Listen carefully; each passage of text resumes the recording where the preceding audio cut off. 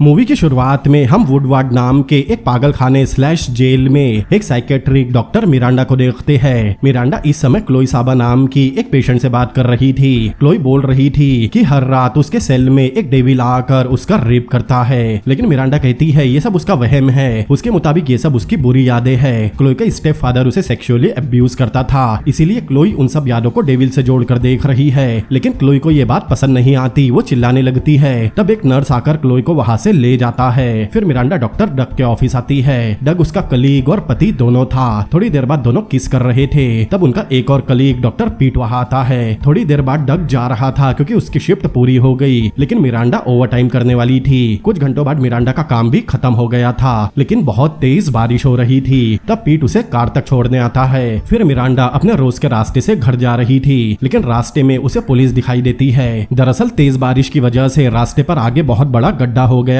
इसीलिए मिरांडा को दूसरा रास्ता लेना पड़ता है। लेकिन एक पुल पार करते ही मिरांडा को बीच सड़क पर एक लड़की दिखाई देती है। लड़की को बचाने के चक्कर में उसका एक्सीडेंट हो गया था, लेकिन उसे चोट नहीं आई थी। वो उस लड़की की मदद करने उसके पास आती है, लेकिन वो लड़की कोई जवाब नहीं दे रही थी। तभी वो लड़की तड़पने लगती है और उसमें खुद ब खुद आग लग जाती है। तब वो मिरांडा का सिर पकड़ लेती है, लेकिन सीन यही कट हो जाता है। फिर अचानक मिरांडा को होश आता है, लेकिन मिरांडा बहुत ज्यादा हैरान थी क्योंकि अभी वो उस पागल खाने के एक सेल में बंद है जहां वो काम करती थी। उसे पिछली रात की कोई भी बात याद नहीं। मिरांडा गुस्से में चिल्लाना शुरू करती है। तब वहां कुछ नर्स के साथ पीट आता है और मिरांडा को इंजेक्शन देकर बेहोश कर देता है। अब कुछ देर बाद पीट मिरांडा को बताता है कि वो पिछले 3 दिन से इस सेल में बंद है और पूछता है उसे पिछली रात के बारे में क्या याद है। मिरांडा बताती है उसे बस इतना याद है कि पिछली रात उसने एक लड़की को बीच सड़क पर देखा, लेकिन पीट कहता है ये नामुमकिन है क्योंकि जहां उसकी कार मिली वहां कोई लड़की नहीं थी। फिर धीरे से बताता है उसका हस्बैंड डग मर चुका है और उसके खून का इल्जाम मिरांडा पर ही है। इतना बड़ा सदमा मिरांडा से बर्दाश्त नहीं होता, वो चिल्लाने लगती है। तब पीट उसे पकड़ता है। फिर नर्स आकर उसे इंजेक्शन देकर फिर से बेहोश कर देते हैं। अब अगले दिन उसकी नींद खुलती है। तब उसे पागल खाने के कैफेटेरिया में लाया गया था। वहाँ उसके बहुत सारे पेशेंट थे जिनका 3 दिन पहले तक वो इलाज कर रही थी। फिर क्लोई उसे ताना मारते हुए एक न्यूज़पेपर की कटिंग देती है जिसमें उसके हस्बैंड के खून की न्यूज छपी थी, जिसमें उसे ही दोषी बताया गया था। तब मिरांडा को यकीन होता है पीट सच बोल रहा था। उस रात अचानक उसकी नींद खुलती है। तब उसे कांच के दरवाजे के पास किसी के सांस लेने की आवाज आ रही थी। तभी ग्लास पर फोक से लिखा आता है वो अकेली नहीं है। अब अचानक अपनी जिंदगी इस तरह बदलने पर मिरांडा इस हकीकत पर यकीन नहीं करती। उसे लग रहा था ये कोई बुरा सपना है। जब उसकी नींद खुलती है वहाँ नर्स आई थी और सुबह भी हो चुकी थी। फिर उसे नहलाने ले जाया जाता है जहाँ उसके अलावा 20 औरतें और थी। नहाते समय उसे सुनाई देता है क्लोई उसे ताना मार रही है। जैसे ही वो पलटती है उसे वही लड़की दिखाई देती है जो उसे रोड के बीच में दिखाई दी थी। मिरांडा बहुत डर गई थी। तभी वो लड़की उसके हाथ पर खरोचने लगती है। इन सब की वजह से वहाँ की बाकी पेशेंट डरकर भाग जाती है, लेकिन मिरांडा खून में लथपथ वही पड़ी थी।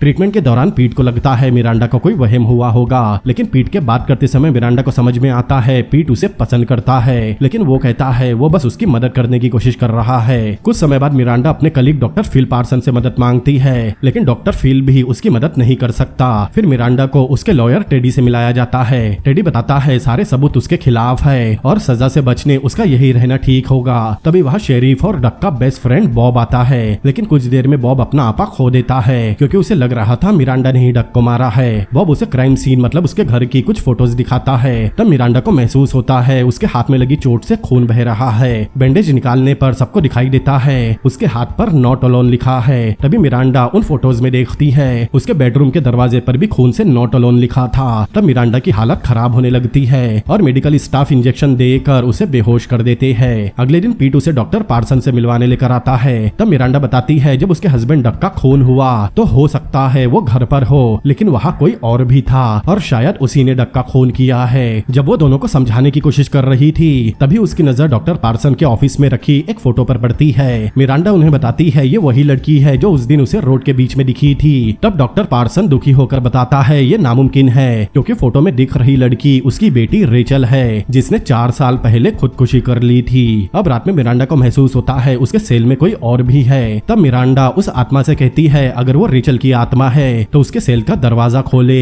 तभी उसके सेल का दरवाजा खुल जाता है, मतलब वो सच में रेचल की ही आत्मा थी। मिरांडा तुरंत बाहर भागती है। जब वो हॉलवे में थी तब उसे दिखाई देता है वहाँ रेचल की आत्मा भी है। फिर मिरांडा पीट के ऑफिस में जाती है जहाँ कंप्यूटर अपने आप शुरू हो जाता है। उसमें रेचल के खुदकुशी के बारे में आर्टिकल था। तभी सीसीटीवी सीसीटीवी फुटेज में उसे दिखाई देता है रेचल की आत्मा उस वार्ड में खड़ी है जहां क्लोई बंद है। मिरांडा को लगता है क्लोई किसी खतरे में है। वो तुरंत उसे बचाने भागकर उस वार्ड में पहुंचती है। वहां क्लोई के सेल में से कुछ आवाजें आ रही थी। तभी उसे सेल के कांच पर क्लोई का चेहरा दिखाई देता है, जैसे उसे किसी ने जबरदस्ती पटका हो। मिरांडा तुरंत दरवाजा खोलने की कोशिश कर रही थी। तभी उसे कांच में किसी आदमी की छाती दिखाई देती है जिस पर एक बहुत अजीब सा टैटू बना हुआ था। ये देखकर मिरांडा वहां से डरकर भाग रही थी, लेकिन तभी उसे मेडिकल स्टाफ पकड़ लेता है। अगले दिन पीट से मिलने पर मिरांडा क्लोई के बारे में पूछती है। मिरांडा पीट को बताने की कोशिश कर रही थी कि क्लोई के सेल में कोई टैटू वाला आदमी था और रेचल ने खुदकुशी नहीं की, लेकिन पीट मिरांडा की बातों पर यकीन नहीं करता। उसे अभी भी लग रहा था ये सब मिरांडा का वहम है। साथ ही वो उसे वार्निंग देता है कि उसने फिर से कुछ ऐसा किया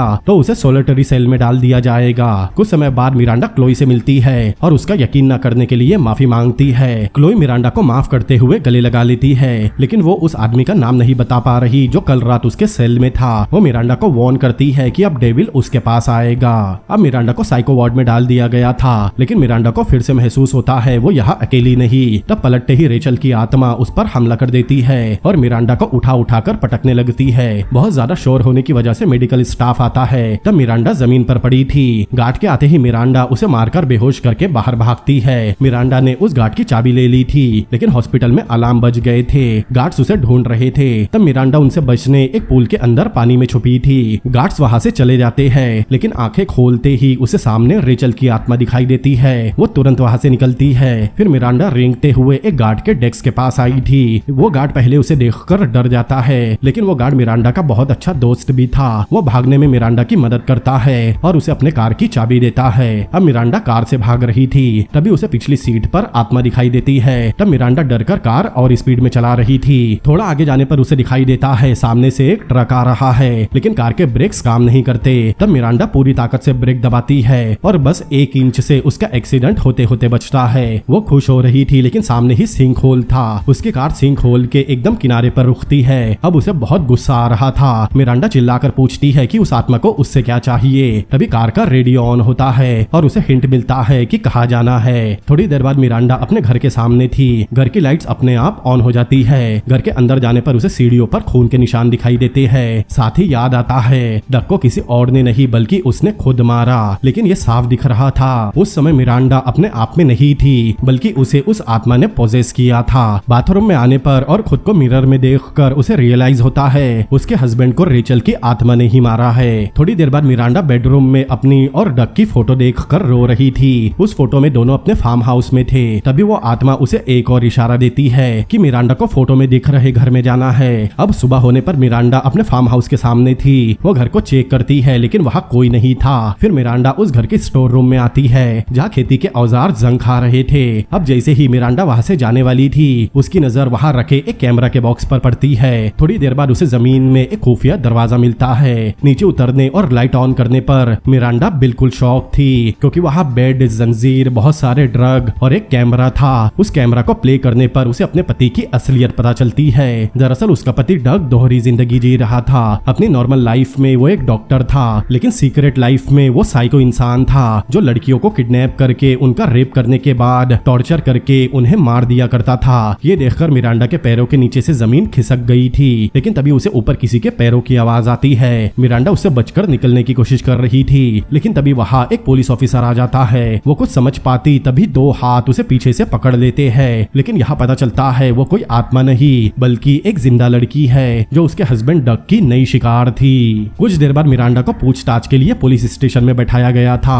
थोड़ी देर बाद वहाँ डॉक्टर पार्सन आता है। मिरांडा ने ही उसे मिलने बुलाया था। मिरांडा उसे बताती है कैसे रेचल ने अपना बदला लेने और सच बाहर लाने में उसकी मदद की। इन सबका ये मतलब था रेचल ने खुदकुशी नहीं की, बल्कि उसे भी रेप और टॉर्चर करने के बाद डग ने ही मारा था। वो यही बात फोन पर पीट को भी बताती है, लेकिन तब भी पीट उसकी बातों पर यकीन नहीं करता। अब रूल्स के मुताबिक उसे रात भर पुलिस लॉकअप में रहना था। तब मिरांडा एक ऑफिसर से शेरिफ बॉब को बुलाने कहती है, लेकिन अभी बॉब अवेलेबल नहीं था। वही दूसरी तरफ पीट अपनी तरफ से उस टैटू के बारे में छानबीन कर रहा था जिसके बारे में उसे मिरांडा ने बताया था। अब कुछ घंटों बाद उसी रात शेरिफ बॉब मिरांडा से मिलने आता है। सब कुछ बताने के बाद मिरांडा बॉब को बताती है उसके मुताबिक डग ये सब अकेले नहीं कर सकता था, जरूर उसका एक साथी और होगा। अपनी थ्योरी बताते समय और उस दूसरे आदमी की साइकोलॉजिकल एनालाइज करते समय मिरांडा को समझ आता है वो दूसरा आदमी और कोई नहीं बल्कि शेरिफ भी बॉब ही है, क्योंकि बॉब डक का बेस्ट फ्रेंड था और साथ ही एक शेरिफ भी। शेरिफ होने का फायदा उठाकर वो अपने सारे सबूत आसानी से मिटा सकता था। साथ ही मिरांडा को ये भी समझ आता है बॉब उससे मिलने इसीलिए राजी हुआ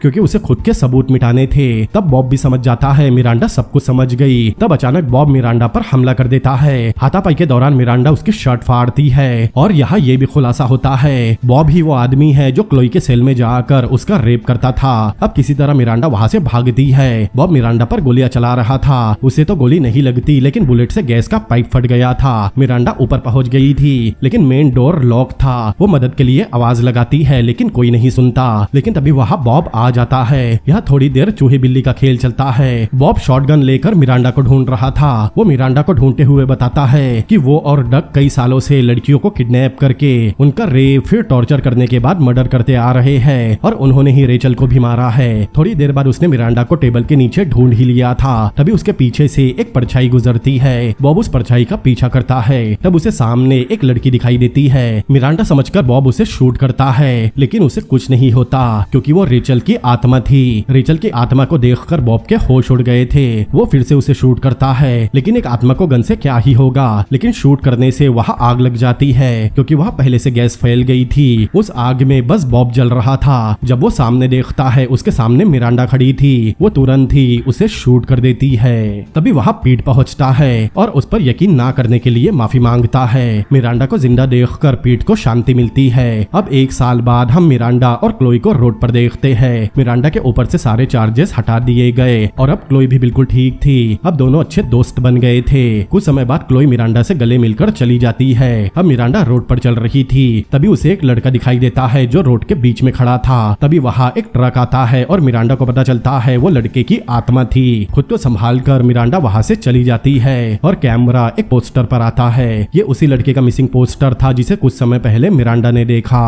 और यहाँ ये मूवी भी खत्म होती है।